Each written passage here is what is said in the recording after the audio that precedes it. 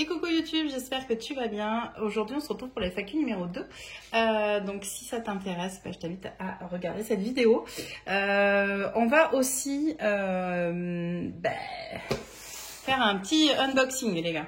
Pourquoi? Parce que c'est les jeux qui sont arrivés du live à Nico. Donc, comme ça, je vous papote en même temps, je vous montre et je réponds aux questions. Je trouve ça un peu plus, je sais pas, un peu plus dynamique. Et bah voilà.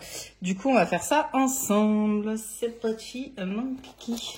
Je vais quand même ouvrir le colis avant. J'ai mes questions sur mon PC là. Hop.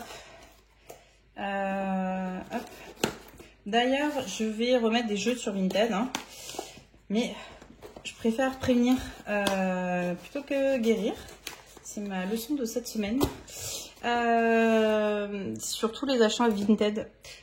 Si vous êtes team pressé, entre guillemets, dans le sens où vous voulez que je les expédie dès que vous avez passé l'achat et tout, c'est un peu plus difficile pour moi. Soit ça match et du coup le dimanche je l'ai fait et le lundi ça part. Soit souvent vous attendez plutôt la fin du délai d'envoi de Vinted. Je demande pas de rallonger le délai, hein, juste je suis dans le délai de Vinted, mais des fois ça peut partir le dernier jour du délai de Vinted. Faut pas que vous vous inquiétez, ça partira, hein. En tous les cas, ça c'est ma deadline. Voilà, si vous êtes plutôt team, je veux le recevoir dès que j'ai commandé, passez pas à commande sur mon compte parce que c'est assez aléatoire, ça dépend de ma dispo et je veux pas faire de déçus ni d'incompréhension, donc voilà. Si jamais vous êtes intéressé, je vous dirai ce que j'ai à mettre en vente. Alors, le petit colis Salon des Arcanes. Oh oui, oh, j'ai un coquillage. Oh, mais non. Vous allez me trouver débile, mais quand j'étais petite, j'avais une boîte entière de coquillages. Entière de coquillages. Je l'ai collectionné. Alors, j'ai la petite carte carte postale du Quiet Rebel Oracle. Trop cool. Hop, j'ai Support of Truth and Protection, la reine d'épée. On aime aussi la reine d'épée en ce moment. Et une petite carte oracle. Ensuite, alors, on commence avec un jeu. Et je vous fais la genèse à chaque fois de pourquoi je l'ai pris. Bon, peut-être vous en foutez. Hein. Au pire, ça vous divertit. Hein, et moi, je donne ma petite explication. Je suis contente de ce coquillage. C'est con, mais franchement, j'aime beaucoup l'idée. Alors, déjà, un premier jeu, c'est le Space Girl. En fait, c'est un jeu que ma fille a repéré, qu'elle trouvait cool.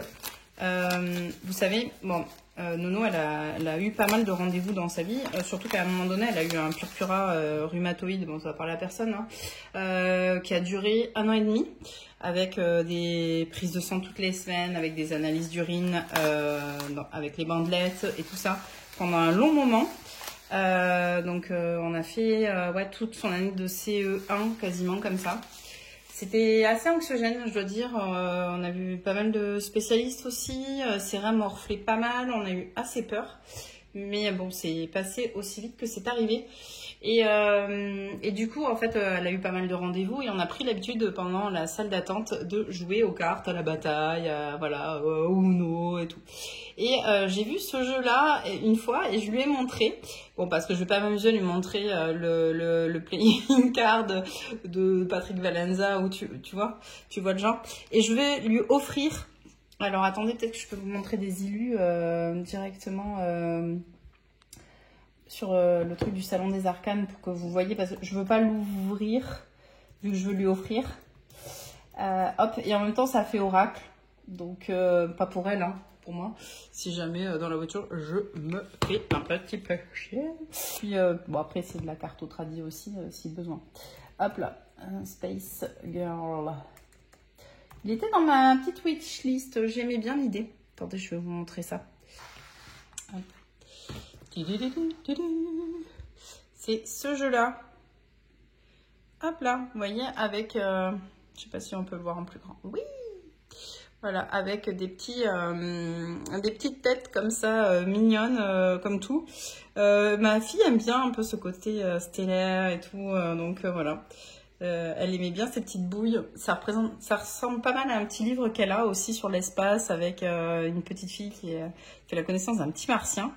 Et donc voilà, alors il est à peine bigné ici et donc je l'ai eu au Salon des Arcanes et je vais lui offrir. Dans ce colis en fait il y a 2 cadeaux. Comme je vous l'avais dit, j'aime bien faire des petites attentions, c'est comme ça depuis toujours. Je vais vous montrer l'autre et puis après on passe à l'FAQ si ça vous dit. Deuxième cadeau et que du coup je vais pas déballer non plus, je peux vous montrer des illus sur le site. Ça c'est pour une amie, alors une très très bonne copine à moi, c'est son anniversaire. Et cette copine là, elle a pas d'oracle indépendant. Elle a une énergie comme ça. Moi, quand je vois cette oracle, je la vois elle. Elle est très angélique, elle est très cancer vibe, elle est très... je sais pas. Elle est comme ça. Elle a pas mal d'oracles qui sont mass market, un peu dans cette vibe-là. Donc, je lui ai pris celui-ci, le Ocean Dream Mystic Oracle. Et clairement, je vois même pas la bigne. Non, il y a pas je vois pas la bigne. Ryan nous a encore mis un jaune. Ah si, ouais, peut-être. Ça ? Là, vous la voyez? Ouais, ouf, franchement. Marianne, on t'aime. Mais voilà, dans de Daniel Noël, le Ocean Dream Mystic Oracle, elle n'est pas du tout tarot, elle vraiment attire de façon assez anecdotique et tout, mais des fois, tu sens qu'elle a besoin, tu vois, de tirer, que ça lui fait du bien. Et du coup, bah, je me suis dit que ce jeu-là, pourrait beaucoup lui plaire. Hop là, voilà, c'est ce jeu-là. Hop. Donc il est très avec des couleurs très pastel. Il est très mystique, angélique et doux, je pense, dans son esthétique et tout. Alors j'ai pas de Daniel Noël, voilà. Et moi le seul qui m'intéressait peut-être c'était le Shadow du même auteur. Et j'ai essayé de me positionner dessus et puis après j'ai lâché l'affaire. J'ai trouvé d'autres pépites et de créateurs et d'auteurs que j'aime d'amour. Donc attendez, je suis pas branchée là, je suis plus branchée là. J'ai la tête qui fatigue un petit peu. Voilà. Et vu que j'ai bossé un peu covidé, je sens que j'ai un contre-coup là un peu. Parce que je vous retourne cette FAQ, parce qu'elle était un peu obsolète. Mes réponses étaient un petit peu obsolètes par rapport au jeu, au dernier jeu que j'avais acheté, des trucs comme ça. Donc, je me suis chauffée à la... voilà, c'était celui-là, le Moonshine Tarot, mais version sombre. Je sais pas. Il m'a attiré. J'adore celle-là, en fait, de cartes. C'est con, hein. Ce 8 de coupe, je le trouve... je sais pas, il me fait quelque chose. Donc je me suis dit, why not, si tu arrives à le choper un peu moins cher, parce que bon, bah voilà, c'est un jeu que je vais pas utiliser non plus tout le temps, je pense. Il va matcher avec moi qu'à des périodes très ciblées, je pense. Donc je le déballe pas non plus, c'est le petit cadeau pour ma pote. Je suis trop contente. Trop contente. On va commencer à répondre aux questions, non? Allez. As-tu ressenti qu'un jeu ne voulait pas travailler avec toi? Oui. Ou c'est moi qui n'ai pas voulu travailler avec lui. J'ai eu une aversion pour la Sibylle de Versailles, alors que quand j'étais petite, j'étais fascinée par Versailles. C'est mon petit côté lion. Mais j'étais fascinée par Versailles, j'avais fait plein d'exposés dessus. J'avais visité Versailles assez jeune. Et ça m'avait subjugué, les jardins et tout ça. Les tapisseries au mur et tout. Je trouvais ça fascinant. Et très très riche de motifs et tout. Donc je m'étais jetée sur la Sibylle de Versailles, qui est un mass market, hein, qui est une Sibylle. Et ça, je l'ai ouvert ce jeu. J'ai vu une carte qui me plaisait, c'était celle avec la montgolfière, là, le voyage, je crois. Et alors, mais je sentais pas ce jeu, mais alors d'une façon qui n'est pas explicable, ni sûrement pas rationnelle, mais je l'ai revendu quasiment illico. Mais ça m'arrive jamais, hein. Enfin c'est très rare. Après j'ai essayé sur des jeux où les esthétiques me triggerent un peu, genre par exemple le Goliath, où j'ai pas réussi à passer outre, mais c'était pas du tout la même sensation. Un tarot avec un format original, pas vraiment. Je suis pas une je suis pas une collectionneuse de cartes un peu atypiques, de formats un peu atypiques. Là, j'ai vu un truc il n'y a pas très longtemps. C'est un truc en baguette, comme ça. Hein. Ça a l'air cool. Mais j'ai pas... Excusez-moi. Ah. Le seul qui est vraiment petit, rikiki, petit, c'est lui. C'est le Mildred Payne Secret Pocket Oracle de Patrick Valenza en français que vous connaissez. C'est un jeu que j'aime beaucoup. Lui et sa version bleue que je vous ai montré avec... voilà, j'aime tout. J'aime tout dans ses couleurs. Puis là, c'est à fond sa saison, là, pour moi. J'aime bien le sortir. Là. J'adore cet oracle. C'est un oracle que moi, j'ai mis un peu de temps à m'approprier parce que, voilà, il fallait que... Enfin, je suis très... j'ai quand même pas mal appris avec tout ce qui est symbolique et tout. Donc, j'ai mes propres interprétations sur ce jeu-là. Mais ouais, c'est vraiment un pocket. Hein. J'ai de toutes petites mains, mais c'est un pocket. Pour le coup, pour le format. Sinon, j'ai pas de trucs en forme ronde, des versions paysage, mais c'est tout. Ton dernier arrivé, du coup, ce qui est là, je vais pas te le spoil de suite, sinon c'est pas drôle. Une arrivée qui est très notable pour moi, qui a une symbolique très forte et j'ai une excitation qui est un peu comme le old school mais encore un cran au-dessus, tu vois. C'est le Vampire Tarot que j'ai trouvé sur eBay aux USA. Alors j'aurais des frais de douane, j'ai eu des frais d'expédition, mais le jeu étant 3 fois moins cher que le plus bas de France, j'ai foncé parce que waouh. Et là, il arrive en France. Là. Il est parti des États-Unis. Il est en transit. J'ai vu sur le statut ce matin. Je suis comme ça. Le Vampire Tarot de Robert Place. Depuis que j'ai eu dans ma carto le tarot des 7 vertus, il y a... à sa sortie, je pense, en français. J'ai commencé à m'intéresser à Robert Place parce qu'il m'a fait un effet, ce jeu, qui est assez ouf. Et depuis, je suis fascinée par l'univers de Robert Place. Et je suis contente parce que depuis que Nicolas les a rentrés au Salon des Arcanes, je trouve qu'on en entend plus parler et sa vision, elle intéresse plus de monde. Et je trouve ça génial parce que c'est un historien, le mec. C'est ouf tout ce qu'il sait. Et j'adore les gens comme ça. Alors, il y a eu une question qui m'a surprise, mais je comprends. Sors-tu d'une famille aisée ou pas du tout? Pas du tout. Faut savoir que je suis pas du tout issue d'une famille aisée. Et puis, en accident de la vie, j'ai perdu mes parents très jeunes avec ma sœur. Donc, on est comme les deux doigts de la main. On vit pas au même endroit, mais ça nous peine pas mal. Mais voilà.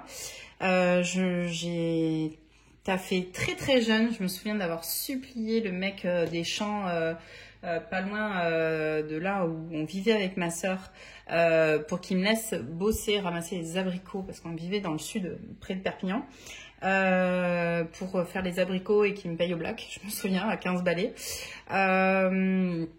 Et puis du coup j'ai toujours bossé les étés, les vacances. Je me suis toujours démerdée à essayer de faire des marchés. Étant trop jeune, parfois j'étais payée au black et tout, mais parce que voilà, je voulais, je voulais que je voulais qu'on s'en sorte quoi.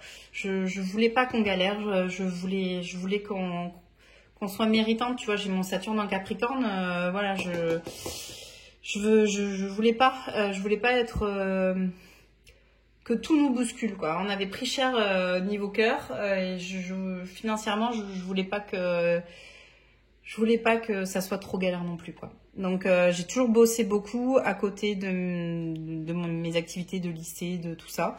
Je me suis payé mon permis, je me suis payé ma voiture. J'étais boursière quand j'ai fait mes études de compta.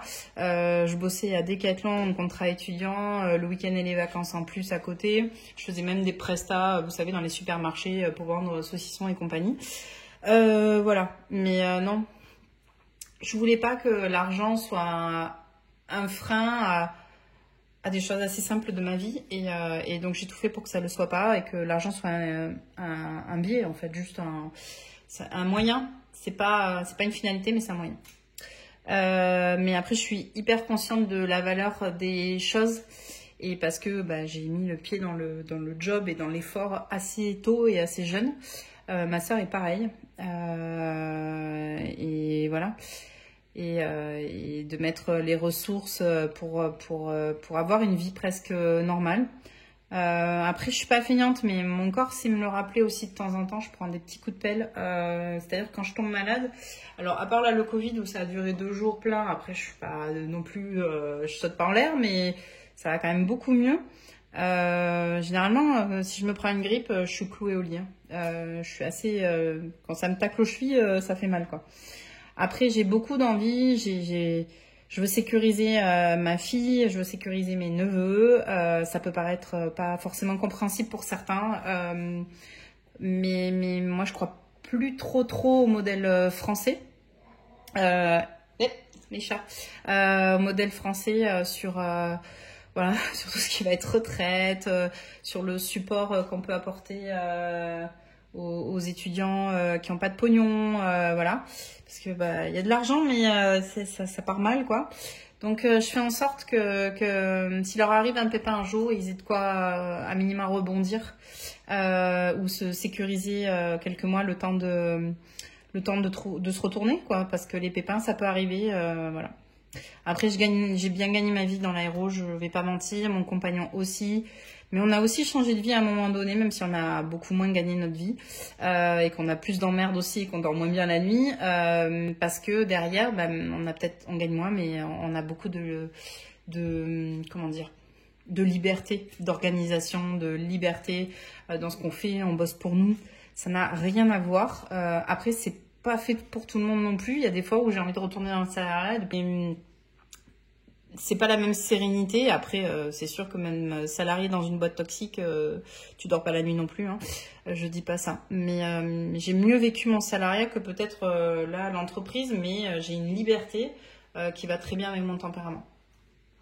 Donc voilà, pour moi l'argent, elle n'est pas à diaboliser, c'est une vision très très française de faire ça. Pour moi l'argent c'est un moyen. Si t'es une bonne personne, t'en feras un truc bien de ton pognon, tu vas être généreux, tu vas être altruiste, tu vas être bon père de famille avec cet argent-là et tu vas essayer que ça donne quelque chose de bien. Et puis si t'es une mauvaise personne, t'en feras rien de bien sûrement et tu vivras très égoïstement et tout. Mais l'argent n'est qu'un biais. C'est pas une finalité par contre. Parce que je sais aussi que voilà, le plus important c'est ses proches et qu'il n'y a rien d'acquis là-dedans. Tu dis souvent que tu es fatiguée, tu n'arrives pas à t'épargner ou à passer le relais. Ah J'en parle souvent parce que je pense qu'on est beaucoup dans ce cas-là. C'est pas, je m'en vante pas, contrairement à ce qu'on peut peut-être percevoir, mais pas du tout, c'est pas dans ce sens-là. Pourquoi j'en parle? Parce que la 10 de bâton me suit pas mal. Je vous ai expliqué pourquoi, parce qu'à 31 ans, j'ai fait un burn-out qui m'a un peu séché. Et puis après, je me suis remise sur rail avec une sorte de feu intérieur et avec ma psy qui m'a beaucoup aidée à ce moment-là. Et j'étais dans de l'autodiscipline et pourtant le Gémeaux est pas très connu pour ça, hein, mais j'étais dans une autodiscipline de sportive, quoi. C'est-à-dire que je me levais à heure fixe, je me couchais à heure fixe, il y avait aucun dérogement à la règle. J'allais marcher systématiquement même si je voulais pas faire du sport, même s'il faisait froid, même s'il pleuvait. Je faisais attention à ce que je mangeais, j'essayais de me complémenter un petit peu avec ma médecin pour supporter tout ça. Et en fait, d'avoir cette hygiène de vie-là, clairement, ça m'a aidé à me remettre sur les rails, quoi. Parce qu'en fait, quand t'as la tête broyée comme ça, souvent, tout ce qui te fait du bien, t'as pas envie de le faire. T'as pas envie de voir tes amis, t'as envie de t'isoler, Et en fait, il faut faire tout l'inverse. Il faut manger bien. Il faut qu'il y ait un moment donné, vu que t'es tombé très bas, il faut remonter petit à petit et il faut beaucoup d'autodiscipline pour ça. Je sais pas, je l'ai senti en moi. Je voulais pas être broyée, je voulais rebondir. Donc ouais, je dis que souvent je suis fatiguée, mais parce qu'en fait c'est des post-it à moi-même Et quand je sais que je commence à choper des trucs et tout, c'est qu'il faut que je fasse gaffe.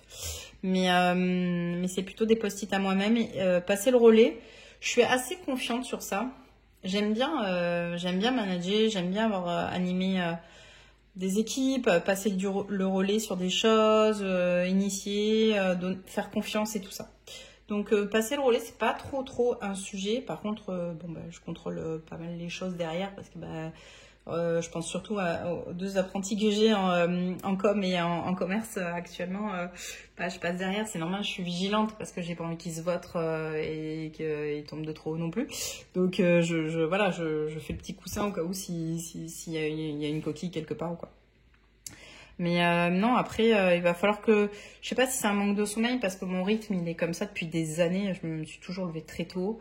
Ça me permet de bosser dans le calme aussi. Ça me permet de faire des journées plus longues, des semaines plus longues de travail. Mais c'est pas un travail qui me peine, en fait. Je suis contente de faire ça.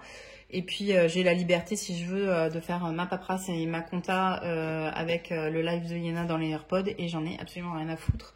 C'est ça la liberté aussi d'être dans sa boîte. Avec mon compagnon, quoi. C'est-à-dire que en fait, si j'ai un médecin à aller chercher, un médecin à programmer pour ma fille et que je dois partir au pied levé, après je ne justifie de rien, quoi. Apparemment, mec. Donc c'est tout, quoi. Et je le fais. Il y a zéro culpabilité et je sais très bien que mon travail sera quand même fait parce qu'il doit être fait de toute manière. Et voilà. Donc je n'ai pas forcément toutes les clés. Je sais l'état. J'ai pris des décisions déjà avec Nadupré de le stopper parce que j'y arrivais plus et j'étais plus à même de faire les choses bien. Mais j'ai pas encore de solution. Je sais pas. Je sais pas. Peut-être quand les apprentis seront un peu plus sereins et tout, peut-être que ça ira un peu mieux. Pour l'instant, je suis beaucoup en vigilance. Je suis assez maternelle avec eux. Le tarot en profession, il y avait une question comme ça. Non, je pense pas que ce soit pour moi. Après, je pense pas qu'on ait besoin de toujours professionnaliser nos passions.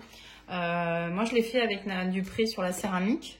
Est-ce que c'est un regret? Pas du tout, vraiment. Mais par contre, sur le tarot, ça m'intéresse pas forcément. Je me sens pas à même, en fait, de faire des lectures pour les autres. J'aurais trop peur de nourrir des choses qui sont pas bonnes chez les gens ou d'avoir pas eu le bon mot. Ou... Je sais pas. Et la céramique, c'est pas pareil. Tu produis des choses et donc t'as envie que ça vive derrière. Tu vis comment le fait de ralentir Nadupré? Ah, je le vis pas bien. Je le vis pas bien parce que j'ai mis du temps à me l'avouer. J'ai mis du temps à me dire, Meg... C'est venu cet été, c'est ce que je vous disais. J'ai tourné autour de la 10 bâtons, j'avais fait des tirages et il y avait le 8 de denier, il y avait le hiérophante et j'ai compris ça fait tic, mais parce que c'était sous-jacent aussi, hein, il y a pas de secret. Mais je le vis pas bien. Je le vis pas bien parce que c'est vraiment une passion créatrice. Autant que le tarot, j'ai adoré avoir mon mercredi où je peux donner des cours. J'ai adoré produire le mercredi et garder ma fille en même temps, l'amener à ses activités et faire de la céramique beaucoup à côté, les vendre et être contente de tout ça. Mais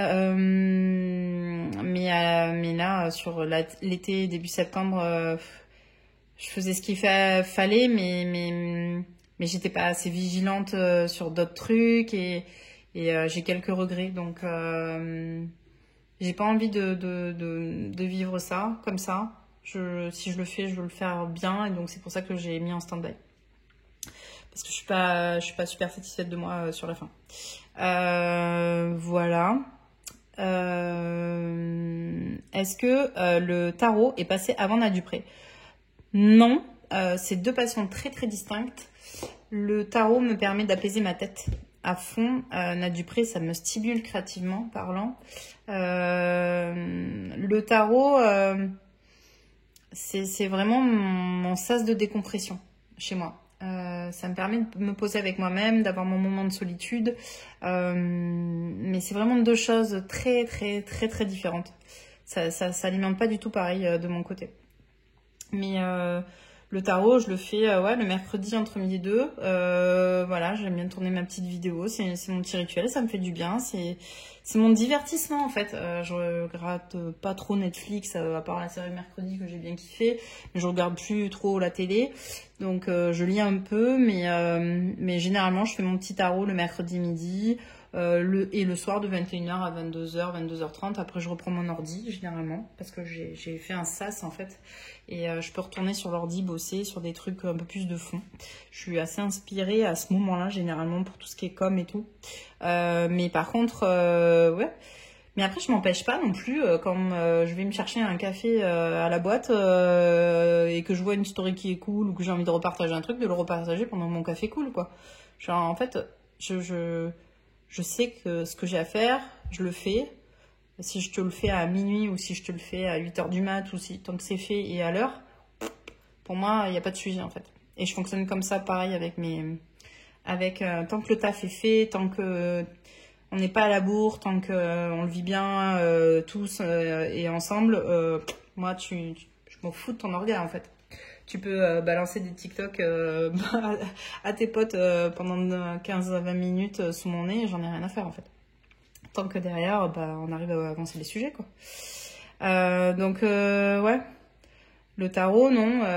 Après, la céramique me prend énormément de temps. C'est-à-dire que tu tournes, après, il faut faire le tournassage des pièces. Après. Donc, c'est-à-dire que quand je lance une prod, sur toute la semaine, je vais être occupée par la prod. C'est pour ça que je me refuse de lancer des prods là. Parce que je vois pas comment le mettre. Alors que 1 heure le mercredi midi et 1 heure le soir, ça passe. Mais en fait, il me faut bien plus d'1 heure sur chaque phase de ma céramique. Donc, c'est pas forcément compatible. Intégrer une prod en plus de mon job, ça me prend une ressource qui est beaucoup plus importante que ce que le tarot me prend et je pourrais pas switcher l'un pour l'autre parce que c'est pas du tout la même volumétrie. Donc, voilà. Pourquoi Na ou Dirna et ton prénom, c'est quoi? Mon prénom, c'est Meggy, M-E-G-I-E, c'est un peu comme Maggie, mais avec un E. Je crois que ça vient des oiseaux se cachent pour mon rire, mais je sais pas si je l'ai pas déjà dit.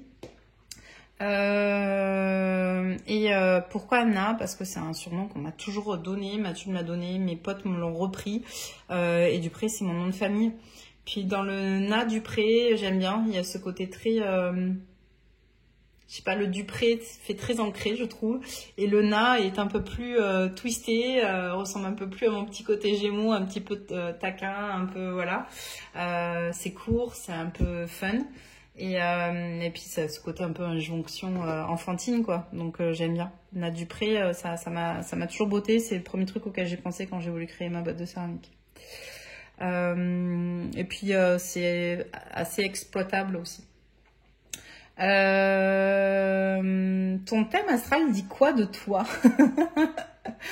Alors, je suis pas une grande spécialiste astro, mais je crois que je l'avais fait avec une pote qui aime bien ça. Donc, j'ai mon Gémeaux en Soleil, j'ai ma Lune en Lion, j'ai ma Vénus en Cancer, ce qui peut expliquer une certaine sensibilité. Je suis très affective et affectueuse, très maternelle. Je vis aussi les choses un peu quand c'est un peu plus brutal, un peu plus piquant et tout, ça tranche un peu dans le lard, ça me fait un peu mal. Ça pique plus fort, je trouve, d'avoir ma Vénus en Cancer. Mais après, je suis très très famille, très sensible, très voilà. Je veille beaucoup à mon petit monde. Après, j'ai mon Saturne en Capricorne. Et je crois que c'est Capricorne, c'est régi par Saturne, donc ouais, pleine balle le Capricorne. J'ai pas mal d'eau, j'ai pas mal de poissons dans mon thème aussi, et j'ai Jupiter en Gémeaux, qui est pareil, la planète maîtresse du Gémeaux. Donc j'ai 2 signes comme ça qui sont dans leur planète maîtresse. Et après, elle m'avait dit que j'avais une Neptune en sextile avec Pluton, un truc comme ça, de souvenir. Et elle m'avait sorti un truc genre intuitivement tu sais ce qui est le mieux pour toi et dans des situations très difficiles, changement de boulot, déménagement ou quoi, tu vas toujours trouver des arguments positifs, un moyen de t'adapter et de grandir avec l'expérience et de voir le verre à moitié plein. Et intuitivement tu sais comment Tu vas pas être chamboulé autant que d'autres personnes par des gros changements. Tu aimes le changement. Donc, c'est ça qu'elle m'avait dit à peu près. Je sais pas si je reporte bien ces trucs, mais ouais. Donc voilà, je suis Gémeaux ascendant Lion, mon Capricorne en Saturne, mon Saturne en Capricorne, mon Jupiter en Gémeaux et ma sextile là, voilà, avec Pluton et Neptune. Je crois que je sais pas, il y a des pourcentages, 75%, un truc comme ça, je sais plus trop. Voilà. As-tu envie de créer un jeu? Pas vraiment, pas pour le moment, je suis pas assez inspirée pour ça, je m'en sens pas forcément capable non plus. J'admire ceux qui le font par contre, je suis très très admirative de Yéna, de Audrey, de Jonas Adjos, de Hélène, de Sandra là qui lance le iconique, de Audrey avec son Béline, avec son univers qui est très marqué et très cohérent avec elle-même. Voilà, je suis très admirative des gens qui créent des choses de toute manière, dans tous les cas, assez. J'ai toujours aimé ça. Ceux qui savent créer tout un univers autour de leur énergie ou de leurs envies. Je pense aussi à Ina Reflex et tout, j'adore son univers aussi. Voilà. Mais je me sens pas, moi. Je suis pas forcément attirée par ça. Puis il faut du temps aussi, beaucoup. Ton tirage signature pour la semaine... Alors, j'ai un tirage pété. J'ai un tirage basique, genre, je prends lui parce qu'il était à côté. Mon énergie, l'énergie qui m'entoure, le conseil. Ça, souvent. Avec derrière un petit l'événement marquant avec le Lenormand. Ça, j'aime bien. Qu'est-ce que j'aime bien faire aussi? Ah oui, j'ai un tirage un peu plus familial, tu vois, petit monde, quoi. Les énergies qui entourent ma famille, l'énergie de ma puce, par exemple, l'énergie conseil auprès d'elle. Voilà, comment moi je peux être le plus support possible, ou de quoi elle a besoin de moi, voilà. Et avec le Lenormand, je vais mettre le focus, la thématique focus. Et pareil pour tous les membres, entre guillemets, donc souvent je fais ma fille, mon mari et moi, pour un cercle restreint, mais ça peut être par rapport à une amie ou par rapport à, voilà. Donc ça, voilà, c'est un peu mes petits tirages signature, entre guillemets. Tu peux... ah oui, j'aime bien quand tu attaques un mois, l'énergie avec laquelle je rentre, l'énergie avec laquelle je sors, le conseil. Tu peux remontrer ton tirage sur les énergies familiales. Ben, c'est celui que je vous disais là. Avec le tarot énergie familiale en haut qui y a autour de nous, l'énergie individuelle de la personne, comment moi je peux l'aider ou comment je peux lui apporter quelque chose, et le focus à avoir avec, et pareil pour tous les membres comme ça. J'aime bien ce tirage. J'ai l'impression que tous les gens qui ont eu des chocs ou des vies se mettent aux cartes. C'est possible, tu penses? C'est une porte pour s'apaiser? Oui, non, enfin, oui. Alors, je sais pas si tous les gens qui ont eu des chocs et des vies difficiles vont sur le tarot, mais souvent, sur le tarot, on voit des gens avec des parcours soit assez atypiques, soit ayant vécu des choses. Pourquoi? Parce que je pense que le tarot, ça permet... c'est une porte vers enfin, déjà, le tarot en lui-même, c'est une sorte de croyance, hein, voilà. Que des cartes t'aident à cheminer en développement perso, en spiritualité, en ce que tu veux, c'est une croyance. Donc je pense que, en fait, quand t'es un peu chamboulé ou quoi, tu cherches des choses qui te soutiennent, et ça peut être les cartes. Voilà, je pense. Donc, ouais, ça m'étonne pas trop. Ta fille a quel âge et comment elle perçoit ta passion des cartes? Alors, ma fille, elle a 9 ans. Et comment elle perçoit ma passion des cartes? Enfin, pour elle, en gros, maman, elle collectionne des cartes Pokémon, quoi. Ça n'a pas... une carte ne lui dit pas de la divination ou de la vérité ou absolue ou quoi. Non, pour elle, maman, elle collectionne des cartes Pokémon, quoi. C'est pas Pokémon, c'est tout. Non, mais en vrai, c'est vrai, hein, c'est ça. Hein, c'est un peu comme nos collections Panini, tu vois. Ma fille, elle pense que voilà, je collectionne plein d'univers, un peu chelou des fois. Je ne montre pas tous les jeux non plus. Et des trucs qui sont jolis, tu vois. Voilà. Ou avec le côté Halloween, ou le côté mer, Voilà. Pour elle, c'est de la collection de cartes. Pure et dure. Je pourrais faire une collection de timbres, ça serait pareil. Mais après, elle aime bien ça. Elle aime bien regarder les cartes. Et puis, un enfant, c'est vachement... quand il voit une carte, alors bon, Halloween, je fais quand même gaffe, mais parce que bon, ça, ma fille, non, pas du tout. Mais par exemple, si elle voit cette petite carte avec le chat, la lanterne et tout, elle peut me parler de la carte et du coup, en fait, vu que ça fait miroir avec elle, on peut échanger sur certains sujets par rapport à ça. Ça a déjà été la porte à certains sujets. Est-ce qu'on s'ouvrirait pas un autre petit jeu, hein? Bah oui les gars. Allez, c'est parti. Dans les jeux que j'ai pris du Salon des Arcanes, donc il y a 3 jeux pour moi. Donc 2 jeux en live. Donc ça pour ma puce, ça pour ma pote. Il me parle trop de voir sa réaction. Je suis trop contente de ma connerie. Et ça, c'est 2 jeux, vous les identifiez. 2 jeux de créateurs que j'adore. Patrick Valenza et Robert and Place. Donc, c'est assez cohérent, on va dire.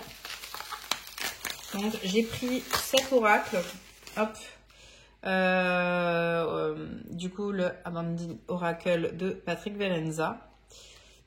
Et l'idée, voilà, c'était d'agrandir une petite collection de Patrick Valenza.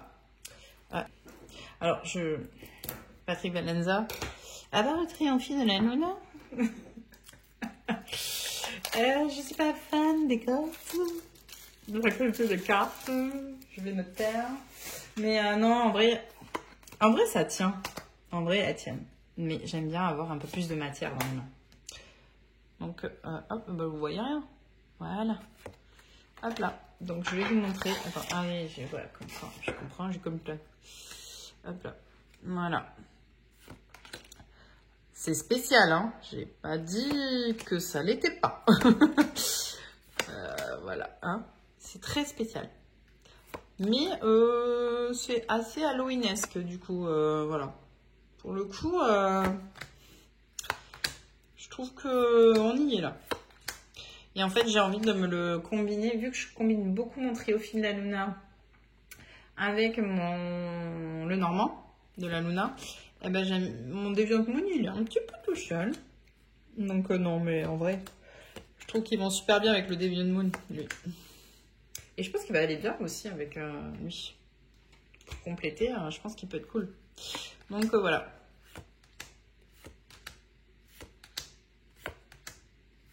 Pas mal, non? Bon, vu que c'est un créateur avec lequel je match beaucoup, voilà. Et là, je trouve qu'il est très, très bien pour Halloween. Bon, après, il est quand même très, très, très spice. Hein. Oh, ça, c'est ouais, particulier. Mais voilà, il est quand même... là, pour le coup, je trouve qu'on va plus loin, même presque que le Deviant Moon. Donc, ouais. Il m'intriguait pas mal. J'avais un peu hésité à me le prendre. Et vu que là, je l'ai vu ressortir, et bon, Valenza, je sais que je vais matcher avec. J'ai jamais revendu un jeu de Valenza. Donc, à part mon Deviant Moon qui était pas borderless et compagnie. Après, c'est pas un jeu récent. Hein, il a été créé en 2019, celui-là. Mais voilà, je suis contente. C'est un petit combo pour mon Deviant Moon et idéal pour la saison Halloween. Là, je vais kiffer. On va se refaire quelques questions entre-temps. Le deck parfait, c'est quoi? Un guidebook de folie ou des illustrations qui te parlent? Je peux pas faire sans illustration qui me parle. Le seul tarot que j'ai pour son guidebook, c'est The Herbcrafter Tarot. Mais franchement, sinon, j'ai jamais acheté un jeu où les illus me bottaient pas de ouf juste pour le guidebook. Alors, j'ai acheté un guidebook une fois sur ma Kindle. C'était celui du Vampire Tarot, le guidebook du Vampire Tarot de Robert and Place.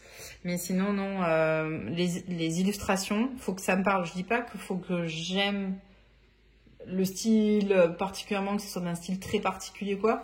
Mais il faut que j'aime la vibe, quoi. Sinon, je sais pas faire.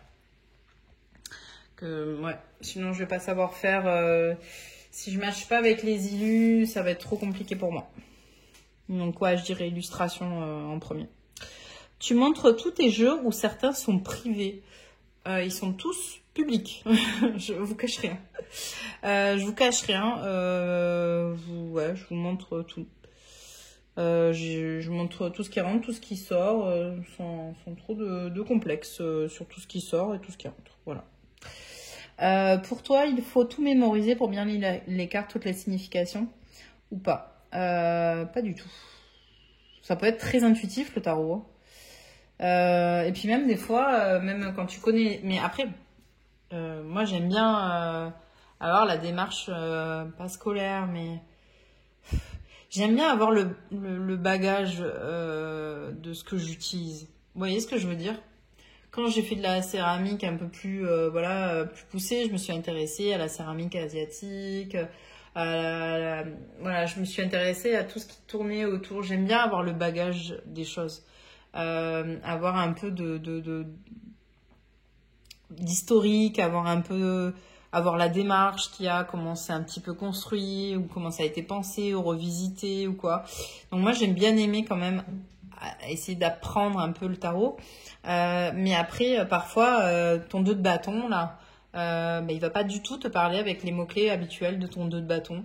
Parce que sur ta situation, il va faire écho avec ce labyrinthe, ou voilà, ou cette carte, ou cette petite fille masquée. Enfin, tu vois ce que je veux dire?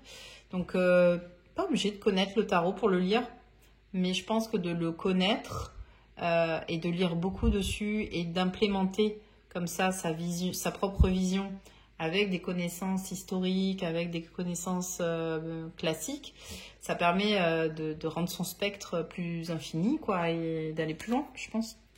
C'est ma vision, après. Hop. Pourquoi l'empereur te trigger? Ah bah ça, bonne question. Il me harcèle pas mal, même dans les interviews de deck, j'ai vu. Après, j'ai peut-être une piste. Dans ma vie professionnelle, tout est plutôt carré comme un empereur et peu flexible comme un empereur. C'est-à-dire que c'est très flexible dans mon organisation et tout, mais je déroge pas à un livrable. Je te dis que je te rappelle, je te rappelle. En fait, je me permets 0 latitude sur job numéro 1. 0. Je me permets plus de latitude avec d'autres, mais pas du tout sur job 1. C'est-à-dire que ça nourrit ma famille. Il y a un moment donné, j'ai 0 latitude là-dessus. Je suis dans l'extrême sérieux. Et du coup, je pense que la dernière fois, l'empereur, dans mon tirage, vers où il voulait m'amener, c'était vers le page de coupe. Et je m'identifie quand même pas mal à tout ce qui est coupe, malgré ce que je voudrais entendre. Hein. Je suis très coupe. Et je suis très haut, mine de rien, dans mon thème aussi. Et du coup, de voir que l'empereur pouvait m'amener aux pages de coupe, ça me dit que peut-être, je suis très empereur en ce moment, sur job numéro 1. Je suis très page de coupe avec Nadia Dupré et dans le tarot. Mais il n'y a pas forcément d'incompatibilité, en fait. Et peut-être que je suis très empereur actuellement et il va peut-être m'amener petit à petit à être plus page de coupe dans le temps, mais que je dois passer par cette phase-là d'empereur. C'est une piste. Je sais pas si c'est ça encore. Je réfléchis. Mais je pense que c'est un peu pour ça qu'il me trigger, le monsieur. Critères qui te font craquer sur un deck. La qualité de cartes mat, tranche mat, ça j'adore. Et puis les illustrations évidemment, l'univers du jeu et les réflexions qu'il y a derrière aussi. J'aime bien ça.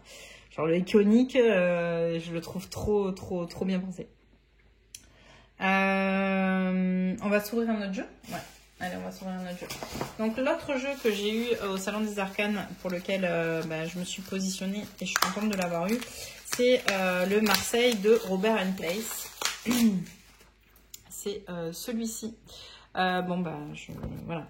J'ai pas tous les jeux de Robert Place, loin de là, mais j'ai ceux qui me parlent le plus. Donc, j'ai le 7 Vertus, le petit Le Normand qui l'a fait. J'ai le Reimagined, j'ai, voilà.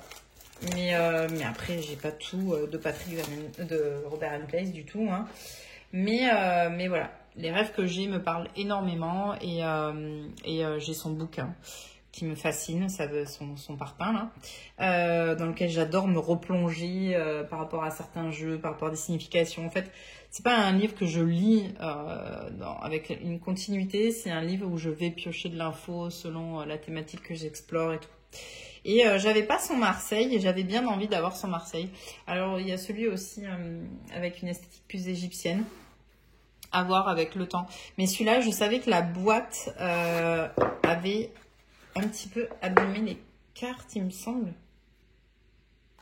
Il y avait un sujet sur la boîte. Je sais que même c'était sur la fiche produit. Ouais. Hop là, pardon. Là, elle est un petit peu bignée. Voilà, bon, rien de fou. Hein. Donc le jeu est emballé. Et voilà, c'est un petit Marseille. Je me suis pas du tout penchée dessus. Donc je vais pas en dire grand chose de plus.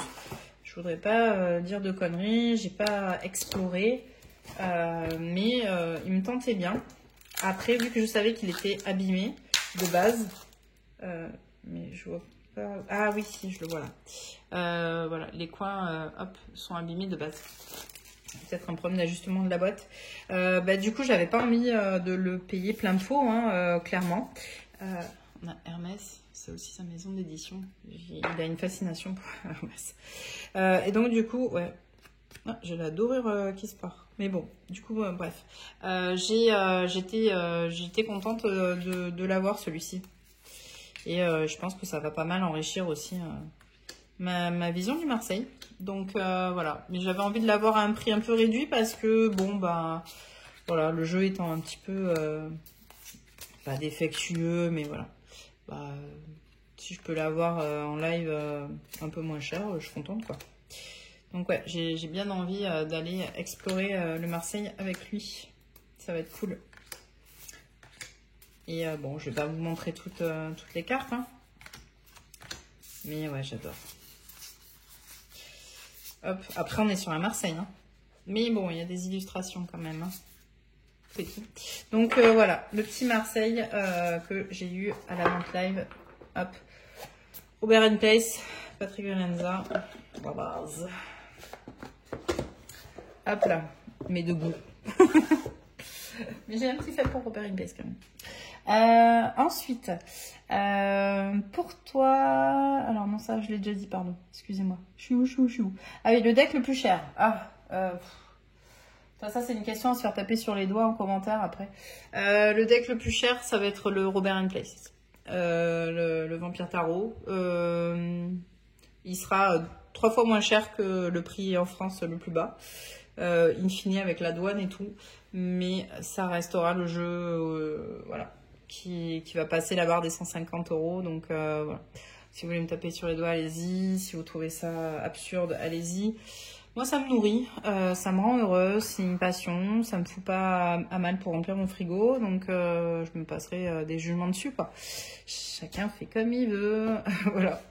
Donc voilà, le Vampire Tarot sera le jeu le plus coûteux de ma collection. Et le plus cher à mon cœur aussi, je pense. Avec les jeux de Nina. C'est quoi ton histoire avec la poterie? Mon histoire avec la poterie. Alors ma grand-mère savait tourner, mon père savait tourner, mais il n'avait pas des gestes très académiques. Il m'a appris à tourner étant petite avec des gestes qui n'étaient pas académiques, mais on n'avait pas de four pour faire cuire, donc on tournait, on avait acheté un pain d'argile, on tournait, l'argile ça peut se sécher, se réutiliser, se rehumidifier, retourner, tout ça. Donc je savais tourner. Pas avec des gestes méga académiques, mais je savais tourner. Et puis à un moment donné, j'ai toujours fait des petites sessions de tournage et tout, et la poterie n'était pas du tout à la mode à l'époque. Je pense qu'entre mes 15 et Et mes 22, 23 ans, j'ai quand même pas mal tourné encore. Hein. Je faisais des petits stages dans un truc de village, là. Il n'y avait pas grand monde, d'ailleurs. Mais la poterie n'avait pas du tout ça hype actuel. Hein. Mais j'ai toujours aimé ça. Et puis, quand j'ai eu ma conventionnelle dans l'aéro, parce qu'un four, c'est coûteux, j'ai pris une partie de ma conventionnelle et je me suis payé un four pour faire des pièces, pour produire des pièces, pour pas tuer toutes les pièces que je faisais. Voilà, pour que ça vive. J'avais envie de concrétiser ça. Et j'ai repris un stage de tournage intensif de 3 jours d'affilée pour me réimprégner des gestes plus académiques, pour pouvoir les enseigner. Et donc après, j'ai beaucoup appris, j'ai aussi fait des formations à distance sur les émaux et tout, parce que là, on touche à de la chimie pure, la silice, l'alumine, les points de fusion, les courbes de cuisson, voilà. Mais j'ai adoré apprendre tout ça. Mais voilà. Et du coup, après, j'ai eu envie de créer pour les gens, de personnaliser pour les gens et tout. Et j'aime bien, c'est utilitaire et en même temps, c'est très personnel et ça vibre différemment. Comment tu trouves le temps pour le tarot? Je me lève très tôt. Je me lève à 5h10 à peu près toute la semaine. Le dimanche, 8h. Mais je suis réveillée à 7h généralement. Mais après, comme je vous disais, c'est ma grande liberté d'orga qui fait que j'ai du temps pour le tarot. Après, souvent, 21h, 22h30, c'est mon heure tarot. Et si j'ai envie de pousser des stories de temps en temps, je le fais, sans sujet. Mais c'est pas pour ça que je fais pas mes 70 heures par semaine. Voilà, c'est comme ça. C'est mon orga. Je travaille le week-end aussi. J'ai toujours travaillé le samedi ou le dimanche. Si j'ai une petite heure qui se balade ou que ils sont partis faire un tour, faire autre chose, je prends mon ordi, je peux bosser, penser à des sujets, voilà. Donc je fais pas mal d'heures, j'ai une amplitude assez grande dans la journée, je me couche entre 23h et 1h du matin. Mais en fait, je kiffe ce que je fais, donc j'ai pas du tout la même sensation de travail. C'est-à-dire que ça me pèse pas parce que je sais que ça nourrit ce qu'on crée. Donc voilà. Mais du coup, j'ai plein de moments où je peux faire tarot et pourtant rebosser derrière. Tu vas mettre d'autres jeux sur Vinted? Oui, mais comme je vous dis, sur les envois, soit j'arrive à l'envoyer le lendemain même parce que je le fais le dimanche et voilà, soit je peux aller au bout en fait du délai que Vinted accorde pour envoyer. Donc vous inquiétez pas, si je l'envoie le dernier jour, il sera toujours envoyé. J'ai jamais eu de retard de livraison, mais ça peut arriver que ça soit envoyé le dernier jour. Il faut sachez-le si vous achetez. Voilà. J'ai l'impression que tu es toujours en bataille avec ton rythme de vie. Ouais, oui et non. Il y a quelque chose qui me va très bien dans mon rythme de vie et puis à côté de ça, je sens que je touche parfois un peu la limite et en fait j'ai envie de faire tellement de trucs en même temps et dans ma vie et voilà que je me retrouve à avoir des amplitudes assez grandes parce que je veux renoncer à rien en fait. C'est peut-être ça le problème. Tu fais du sport à côté? Ouf, non, plus du tout. Plus du tout et je sais courir parce que j'ai toujours couru dans ma vie. J'ai fait du volley pendant 15 ans, j'ai fait beaucoup de pilates entre 2015 et 2021. À l'époque où le pilates, personne n'en parlait parce que tout le monde était au yoga. Mais moi le pilates c'est ma meilleure amie qui me l'a fait découvrir et j'ai de suite accroché parce que c'est très très efficace. Pardon, j'ai été coupée du coup je suis revenue, il n'y a plus de soleil. C'est pas grave. Du coup, je disais oui, le pilate super efficace, en tout cas un vrai plus pour la posture, pour la tonicité musculaire sans se faire trop mal. Donc ouais, mais j'en ai pas fait depuis un moment, j'ai essayé de m'y remettre, mais je sais pas, je priorise pas. Alors c'est une erreur, hein, mais voilà. Mais ça reviendra, j'aime le sport, j'aime ça. C'est un bon petit défouloir et courir, ça m'a toujours apporté du mieux dans ma vie, plus de confort mental et compagnie. Donc ouais, il va falloir que je m'y remette. Question, alors avant-dernière question, non, troisième question. Il en reste encore 3, ouais. Tu penses quoi des réseaux sociaux? Je pense que j'aime plutôt ça, de base. Je trouve que ça, c'est cool. Tu peux découvrir même sur la céramique, même sur le tarot, des créateurs de partout dans le monde. En fait, tu as un accès à l'information. Alors encore faut-il qu'elle soit bonne, hein, mais tu as un accès à l'information qui est cool. Tu vois plein d'artistes en fait aussi. Moi j'aime beaucoup ça pour ça, essentiellement. Et puis tu peux échanger, papoter, et te faire des affinités aussi avec des gens.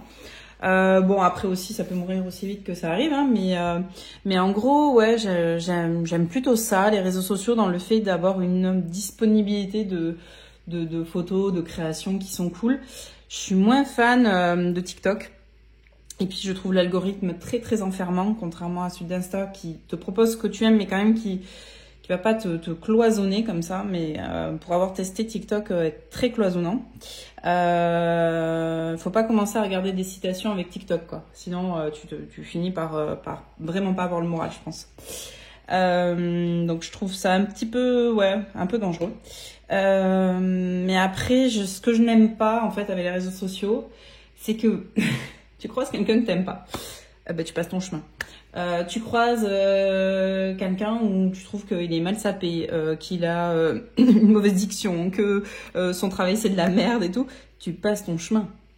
Le problème des réseaux sociaux, c'est que les gens commentent ça ou vont disliker des trucs. Et ça, mais je comprends tellement pas l'intérêt de ça. Vraiment, excusez-moi, j'ai la gorge un peu. Je comprends tellement pas l'intérêt d'aller disliker des choses, d'aller dire ah t'es pas bien maquillée, ah t'es grosse, ah t'es ci, ah t'es mine, mange un peu, t'es trop maigre. Mais ferme ta bouche. Ferme ta bouche et passe ton chemin. Si ça te correspond pas, ferme ta bouche et passe ton chemin. Le problème c'est ça, c'est que tout le monde donne son avis sur tout et il y a pas besoin en fait. Il n'y a pas besoin, voilà. Et bah, l'idée, c'est ça, quoi. Je comprends pas, en fait, ce besoin de critique et ce manque de bienveillance et tout ça, quoi. Je sais pas, je trouve que l'humain est pas très doux avec l'humain. Et l'humain, c'est quand même souvent très inhumain, quoi. Donc, moi, ça me fait péter des câbles de voir ça. Et puis, le harcèlement, tout ça, ça, je vous l'ai déjà dit, hein, moi, ça m'irrisse le poil. Hein. Donc, voilà. Après, mais c'est comme dans tout, on va vite dans le jugement, on va vite dans l'appréciation des gens, on va vite dans tout ça. Moi, perso, une nana me klaxonne alors que je suis dans mon bon droit et que je comprends pas trop pourquoi. D'un, je vais pas forcément riposter parce que j'ai pas trop de temps à perdre. Mais de deux, je me dis... Une des premières pensées que j'ai, c'est peut-être un truc plutôt du genre putain, elle a peut-être passé une journée de merde, quoi.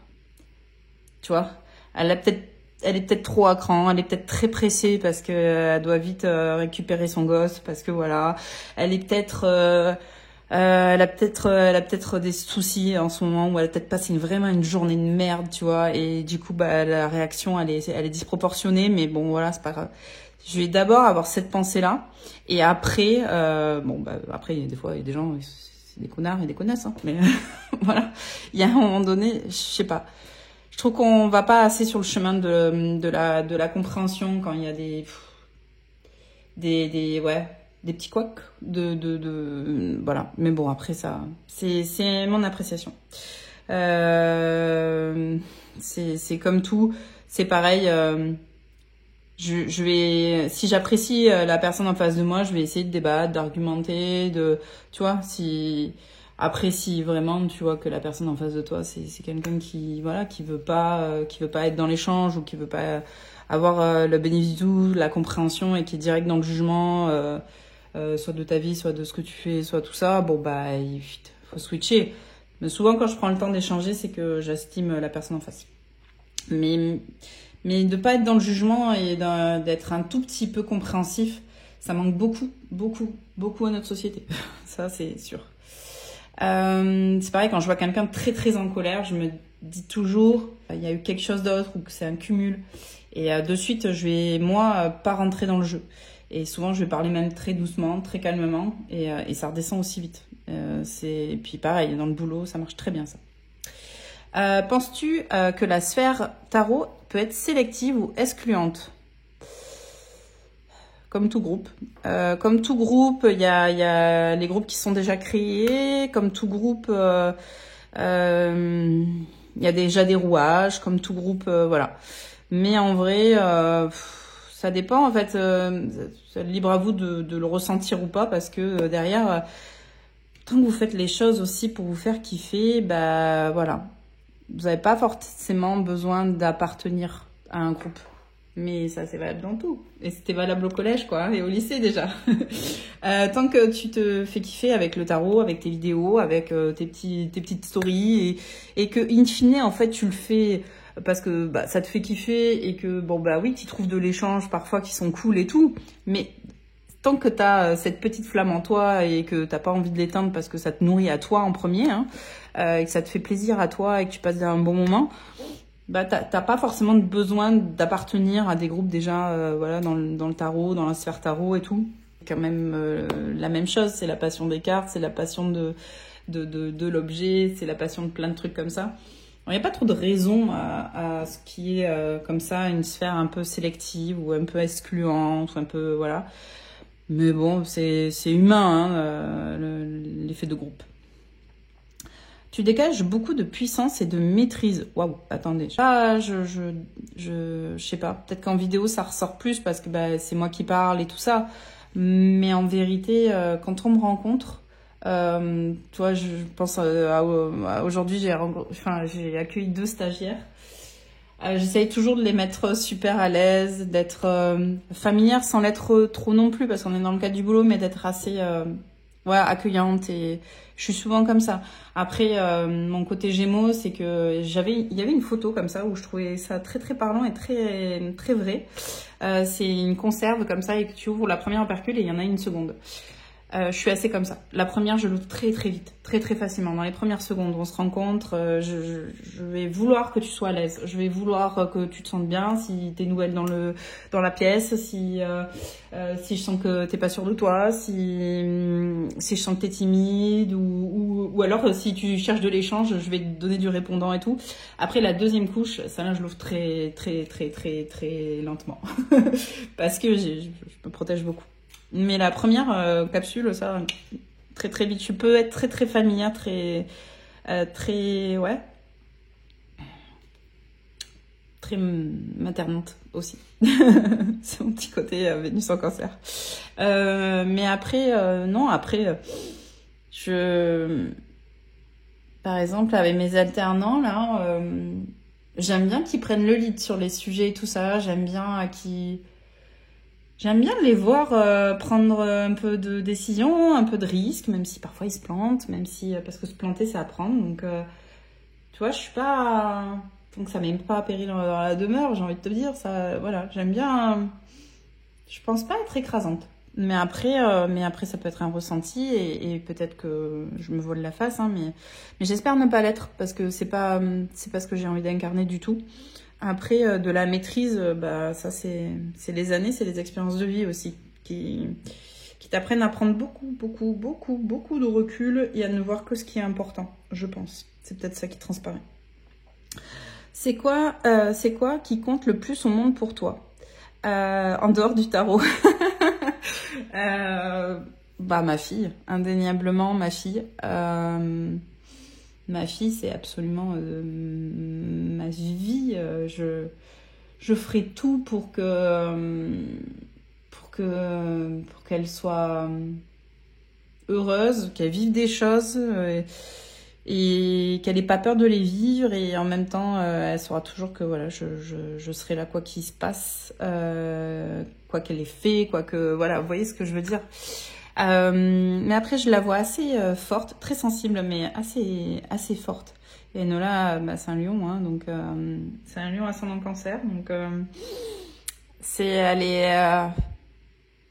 elle est engagée et tout ça, et elle est très sensible à la fois. Et j'aime beaucoup son comportement avec les autres. Je la trouve très bienveillante et alerte, et ouais. Mes potes me disaient la dernière fois, quand on parle avec Nono, et elle a 9 ans, hein, on n'a pas l'impression de parler à un enfant, mais en même temps, elle a son regard d'enfant, hein, évidemment, sur les choses. Mais il me disait, moi, ce que j'aime bien avec elle, c'est que tu peux vraiment papoter avec elle, quoi. Puis elle te taquine un peu et elle est rigolote. Mais ouais, je suis très fière de ma puce. J'espère que l'adolescence ne nous bousculera pas trop parce qu'on est dans un confort de relation avec Enola qui... On lui explique beaucoup de choses par rapport aussi à notre façon de travailler, notre gestion du temps et tout. Parce que c'est pas toujours évident pour un enfant aussi. Mais je la trouve très lucide et en même temps très rêveuse aussi. Ouais.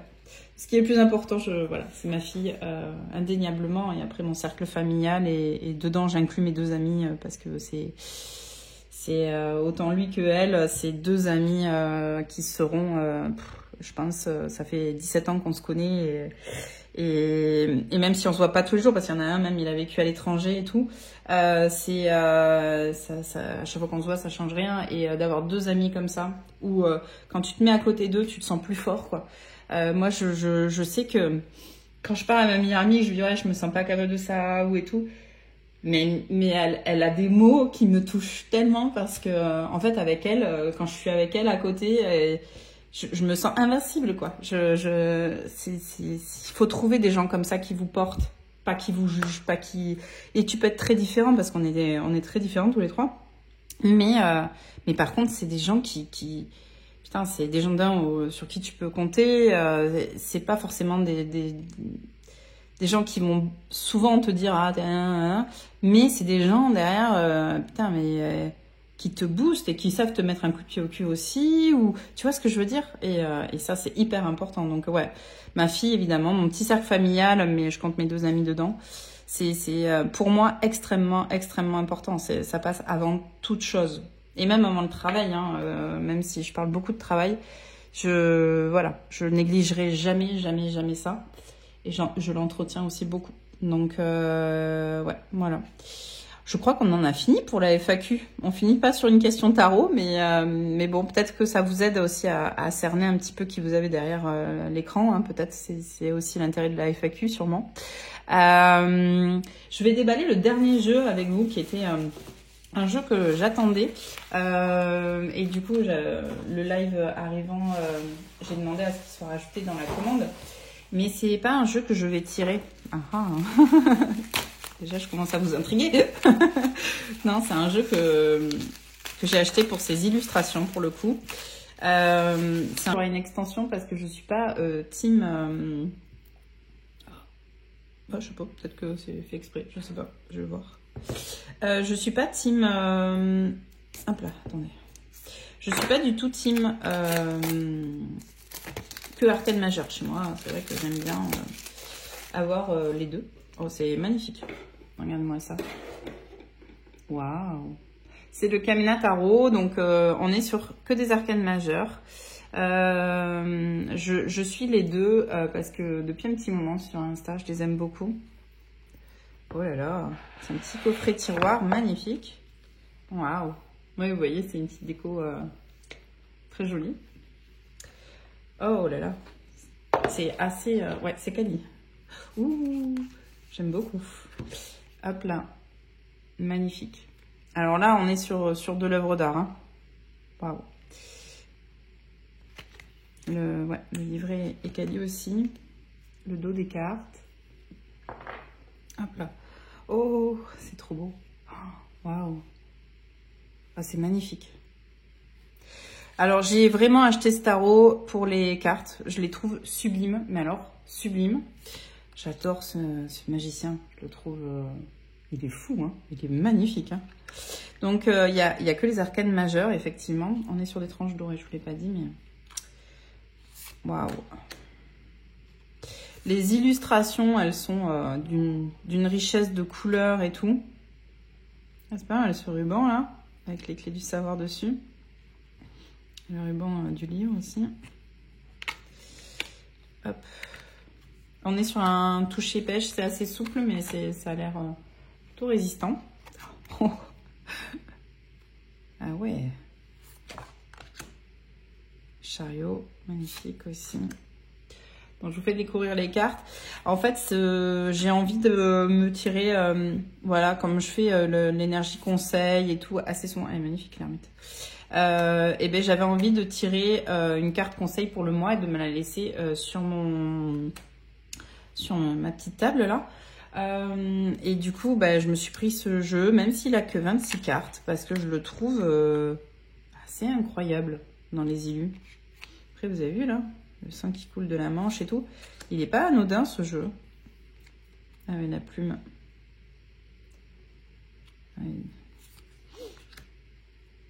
Incroyable. Il est très beau. J'espère qu'il y aura une extension parce que franchement, waouh. Magnifique. Oh, quelle belle. Oh là là, magnifique aussi. Le magicien et la lune, je pense que c'est mes deux illus préférés.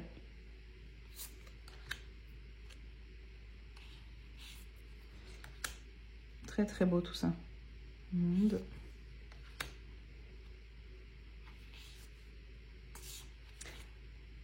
On a quelques cartes en plus. Alors attendez, parce que je n'ai pas fait mes devoirs. Hop, le monde. Ah oui, d'accord, on a cette carte-là. Fertile Water, Healing Water. Ok. Donc ouais, on a des cartes en plus. J'avais pas fait gaffe, mais ok. Il y a des petits tirages. Le livret Ekali, il est en pot de pêche aussi. Très très beau jeu. Oh, et belle focus. Faut pas les priver de l'illu là. Oh, magnifique. Hein. Ah, il veut pas. Je suis soit trop près, soit trop loin. Ouais. Trop beau. Donc ouais, le Kamina Tarot, j'en avais envie, même s'il n'y a que 26 arcanes, parce que bon, d'un, je mise sur le fait qu'un jour il y ait l'extension, clairement, et de deux, pour l'énergie du mois, j'avais bien envie d'un beau jeu comme ça, tu vois, à mettre sur la table. Et puis j'avais une petite envie aussi, c'était, je sais pas si vous allez le voir là. Alors attendez, vu que j'ai mis un peu de bazar, je vous tourne là. Donc, vous allez voir mon petit bazar parce qu'il y a les jeux là et les jeux que j'ai tirés hier. Ici, là, vous voyez, j'ai un petit... ouais, j'ai changé un peu ma table. Je l'ai mis face à la lumière et tout. Là, j'ai un petit mur où... Bah, là, j'ai une toile que j'ai faite mais il y a 1000 ans. Et une petite illu d'une pote à moi. Et du coup, j'aimerais bien, en fait, faire un petit cadre. Et à voir, hein. Mais en vrai, vous imaginez là les petites illus comme ça dans plein de petits cadres mis en pêle-mêle et tout là. Je le vois bien aussi, donc à voir. Mais dans tous les cas, c'est sûr, je l'utiliserai. On va retourner les FAQ, qui est terminé d'ailleurs, mais on s'en fiche de l'ordi. Mais voilà, en gros, ouais, j'espère que ouais, ça vous aura plu. C'était une petite vidéo FAQ et puis unboxing de live. Et voilà. Je vous fais de gros bisous. On va rester sur cette magnifique illustration, si ça vous dit. Et puis, je vous dis à très vite, à très bientôt. Je vous souhaite une bonne semaine. Je souhaite de rencontrer des gens et d'être entouré de gens qui veillent sur vous aussi un petit peu et qui vous apaisent et qui vous font du bien, qui vous portent, ça fait vraiment la différence d'être bien entouré. Donc voilà. C'était le petit focus de cette vidéo, la petite conclusion en tout cas. Je vous fais de gros bisous et puis ciao des petites citrouilles. Bye bye.